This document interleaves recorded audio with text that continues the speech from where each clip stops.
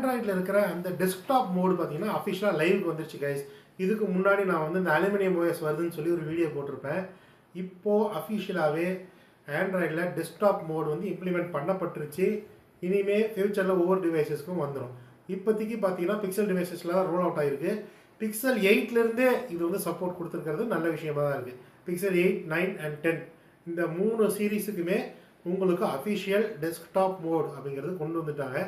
இது வந்து சாம்சங் டெஸ்க்கை அடிப்படையாக வச்சு தான் செஞ்சுருக்காங்க. இருந்தாலும் ஒரு கூகுள் டச் அப்படிங்கிறது இதில் இருக்க தான் செய்யுது.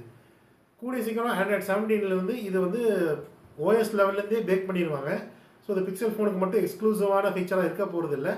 ஆப்வியஸ்லி நீங்கள் எந்த ஆண்ட்ராய்ட் ஃபோன் வச்சுருந்தாலும் உங்களுக்கு இந்த டெஸ்க்டாப் மோட் வந்துடும். ஸோ நீங்கள் இந்த டெஸ்க்டாப் மோட் வந்துச்சுன்னா இதை யூஸ் பண்ணுவீங்களா? அதாவது ஸ்க்ரீன் மிரரிங்லாம் பண்ணி உங்களுடைய ஒரு டிவியை ஒரு மானிட்டர் மாதிரி யூஸ் பண்ணிக்கலாம் டக்குன்னு. இதை பற்றி என்ன நினைக்கிறீங்கன்னு சொல்லுங்கள். சப்ஸ்கிரைப்.